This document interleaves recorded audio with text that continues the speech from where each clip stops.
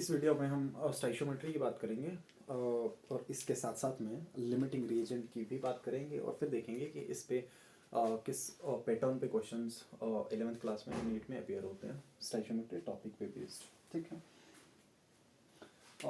पर मैं कंसिडर कर लेता हूँ कि अपने पास एक रिएक्शन है, लेट्स से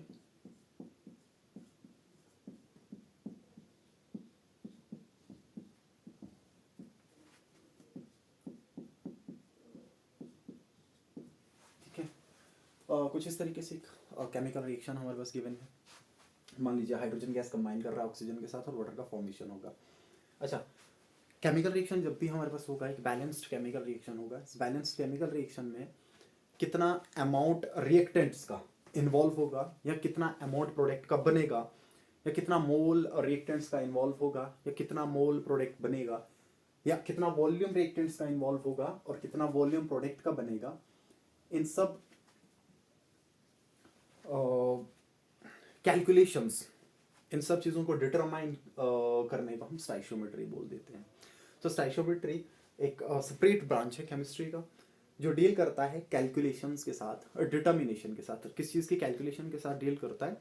या डील करता है रिएक्टेंट्स की अमाउंट्स के कैलकुलेशंस के साथ, कितना अमाउंट ऑफ रिएक्टेंट रिएक्शन में इन्वॉल्व हुआ है, कितना प्रोडक्ट का फॉर्मेशन रिएक्शन के बाद हुआ है, कितना मोल इन्वॉल्व हुआ है, इन सब चीज़ों के साथ डील करता है stoichiometry. So stoichiometry deals with the calculation of masses of reactants and the product that are given in a balanced chemical reaction.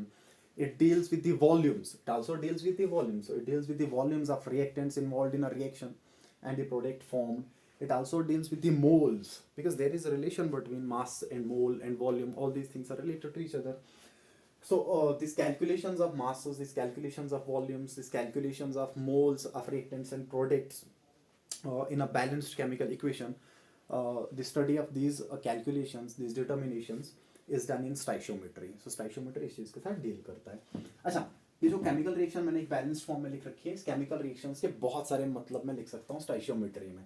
पहला मतलब तो इसको मैं ये लिख सकता हूँ कि जो टू टाइम्स H2O है, तो पहली चीज़ मैं लिख सकता हूँ 2 मोल ऑफ H2 गैस।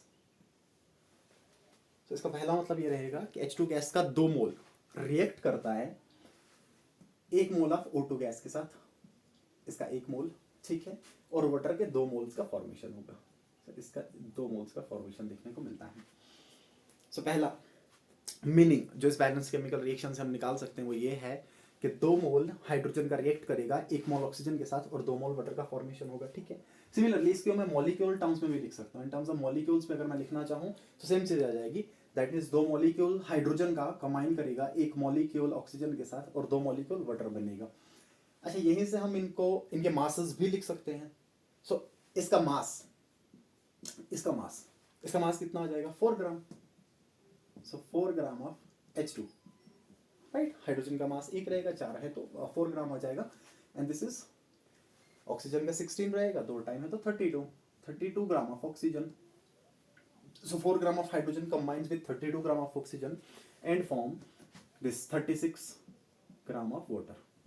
ठीक है, 36 ग्राम ऑफ वाटर, क्योंकि वाटर का मास रहेगा 1 मोल का 18 ग्राम, सो 2 मोल का आ जाएगा 36 ग्राम। ठीक है, तो तीसरी चीज बहुत इंपॉर्टेंट है वॉल्यूम्स के टर्म में जब हम इनको लिख लेंगे। अच्छा, दिस इज इंपॉर्टेंट चीज, आपको ऑलरेडी पता भी है, मैं यहाँ पे लिख देता हूँ। That is 1 mole of any gas at STP contain 22.4 litre volume. ठीक है, किसी भी गैस का स्टैंडर्ड टेम्परेचर प्रेशर जो वॉल्यूम होगा वो होगा 22.4 लीटर्स। ठीक है, अच्छा ध्यान दीजिएगा, मैंने 22.4 लीटर्स लिख रखा है STP पे। जब आप SATP पे देखेंगे, that is standard ambient temperature and pressure, then the value comes out to be 22.7 litres, जो कि NCERT पे भी गिवन है। सो वॉल्यूम्स के टर्म में मैं बात कर लूंगा। अच्छा, 1 मोल किसी भी गैस का ऑक्यूपाई करता है STP पे 22.4 लीटर। हाइड्रोजन का 2 मोल है, सो अगर 2 मोल है तो इसका मतलब ये होगा अगर 1 मोल 22.4 लीटर ऑक्यूपाई करता है तो 2 मोल उसका डबल करेगा। सो कितना वॉल्यूम ऑक्यूपाई करेगा, इसका कितना वॉल्यूम रिएक्ट करेगा, so that will be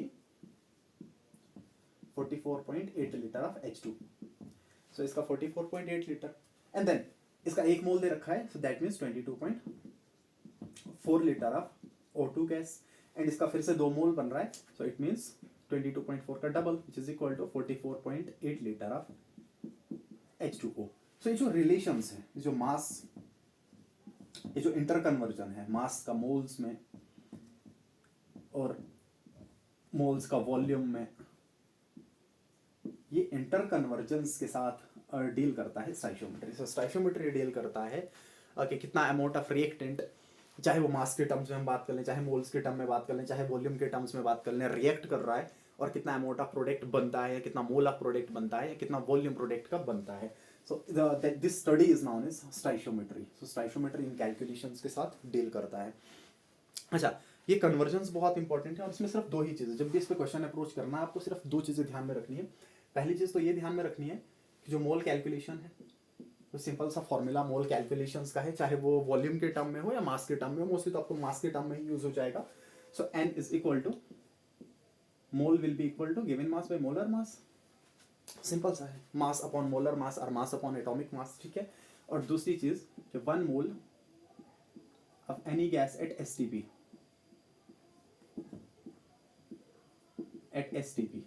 is equal to 22.4 liters R 22400 ml, ठीक है। बस ये 2 चीज़ें ध्यान में रखनी है, इस पे क्वेश्चंस आप इजीली अप्रोच कर सकते हो। एक तो मोल और मास का रिलेशन, और दूसरा मोल और वॉल्यूम्स का रिलेशन। सो 1 मोल किसी भी गैस का STP पे 22.4 लीटर वॉल्यूम रखता है, या इट ऑक्यूपाइज 22400 ml, इतना वॉल्यूम ऑक्यूपाई करता है किसी भी गैस का 1 मोल STP पे। अच्छा, इसी पे बेस्ड इस पे कुछ क्वेश्चन हम देख लेते हैं, कैसे आप इस पे क्वेश्चन अप्रोच कर सकते हो। मान लीजिए एक क्वेश्चन कुछ इस तरीके से अगर मैं डिजाइन कर दूं, लेट्स से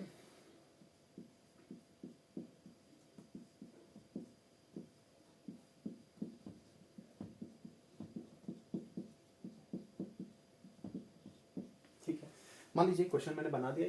अच्छा, इस क्वेश्चन में एक केमिकल रिएक्शन मैंने लिख रखा है बैलेंस्ड फॉर्म में। अगर क्वेश्चन में इस तरीके से मान के चलूं, let's say what volume at STP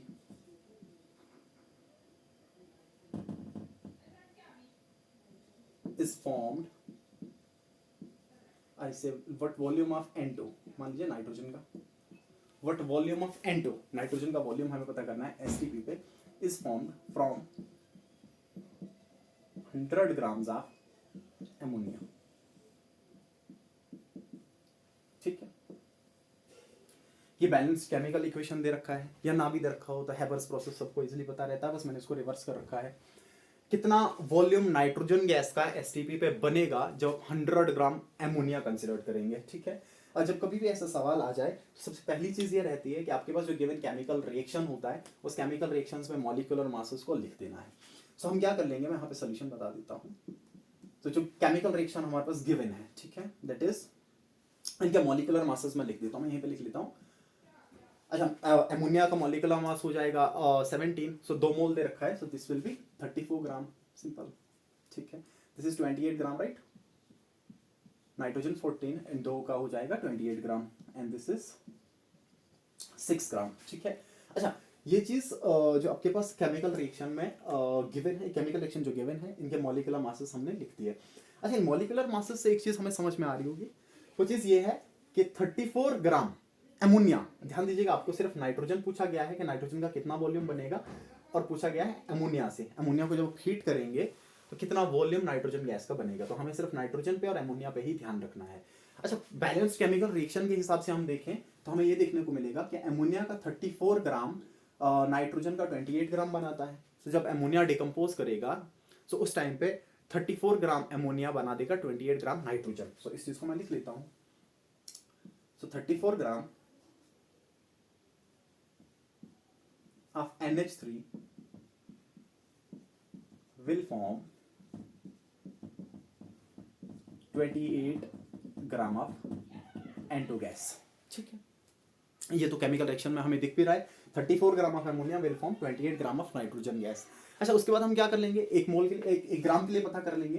तो उसके बाद सेकंड स्टेप में मैं क्या कर लेता हूँ, 1 ग्राम के लिए पता कर लेता हूँ। अगर 34 ग्राम एमोनिया गैस इतना नाइट्रोजन प्रोड्यूस करता है, सो 1 ग्राम कितना प्रोड्यूस करेगा, सो 1 gram of ammonia gas will produce, ठीक है, सिमिलरली मैंने लिख दिया, ये प्रोड्यूस करेगा 28/34, राइट। अगर 34 ग्राम एमोनिया प्रोड्यूस करता है 28 ग्राम नाइट्रोजन, सो 1 ग्राम कितना कर जाएगा, सो 1 ग्राम कर जाएगा 28/34। अच्छा, this will be equal to, इसको अगर डिवाइड कर लेंगे अप्रोक्सीमेटली 0.82, इतना ग्राम, ठीक है, इतने gram of N2 gas. So 1 gram ammonia को हीट करने पे कितना नाइट्रोजन गैस लिबरेट होगा, तो 1 ग्राम एमोनिया से जो नाइट्रोजन गैस बनेगा वो बनेगा 0.82 ग्राम्स, ठीक है। अच्छा, अपने पास गिवन है 100 ग्राम्स, तो हम क्या कर लेते हैं, अब 100 ग्राम्स के लिए कैलकुलेट कर लेते हैं, अब तो इजी हो गया। अगर 1 ग्राम का पता चल गया तो 100 ग्राम के लिए तो हम इसलिए पता कर सकते हैं। सो 100 gram of NH3 will form, अगर 1 ग्राम इतना बना रहा है तो 100 ग्राम कितना बनाएगा, इसको 100 से मल्टीप्लाई कर देंगे, will be 82 gram, right, 82 gram of nitrogen gas. So 82 gram nitrogen gas बन जाएगा। लेकिन क्वेश्चन में आपको मास नहीं पूछा गया, आपको अमाउंट नहीं पूछा गया, आपको वॉल्यूम पूछा गया है, ठीक है। सो फिर से रिलेशंस काम में आ जाएंगे। आपको मोल और मास का रिलेशन पता होना चाहिए, आपको मोल और वॉल्यूम का रिलेशन पता होना चाहिए। अच्छा, इसके बाद जब आपने ये पता कर लिया कि कितना नाइट्रोजन का अमाउंट बनेगा, तो मैं क्या कर लेता हूँ, सबसे पहले इसको मोल में कन्वर्ट कर देता हूँ और उसके बाद वॉल्यूम में कन्वर्ट कर देंगे। सो उसके बाद स्टेप सेकंड में लिख लेता हूँ। स्टेप सेकंड क्या होगा, हम मास इनटू मोल, मास को मोल में कन्वर्ट करेंगे, ठीक है। सो मोल में कन्वर्ट करेंगे, सिंपल सा formula, mole will be equal to, nitrogen की बात कर रहे हैं हम, नाइट्रोजन का कितना मोल बना होगा। सो नाइट्रोजन का जो मास बना है वो कितना है, 82 ग्राम्स, अपॉन नाइट्रोजन का मॉलिक्यूलर मास कितना दे रखा है, दैट इज 28 ग्राम, ये नाउन है, सो 28 ग्राम, ठीक है। इसको डिवाइड कर देंगे इससे, सो अप्रोक्सीमेटली 2.9, या मान लीजिए आप 3 के बराबर आ जाएगा, ठीक है। सो 3 मोल ऑफ N2 गैस, ठीक है। 3 मोल N2 गैस का बनेगा, अब तो इजी हो गया, ठीक है। 3 मोल N2 गैस का बन गया। हमें क्या किया, सबसे पहले ग्राम्स में पता कर लिया कि कितना नाइट्रोजन गैस बन रहा है, और उसके बाद उस ग्राम्स को, उस मास को मोल में कन्वर्ट कर दिया। अब 3 मोल नाइट्रोजन गैस बन रहा है, ठीक है। अच्छा, हमें ये पता है at STP 1 mole of N2 gas occupies 22.4 litre volume, ठीक है। 1 मोल STP पे 22.4 लीटर वॉल्यूम ऑक्यूपाई करता है, और इसका 3 मोल बन रहा है। सो 3 मोल कितना ऑक्यूपाई करेगा, सो 3 मोल of N2 gas will occupy, that is 22.4 into 3, ठीक है। इसको 3 से मल्टीप्लाई कर देंगे, कितना आ जाएगा ये,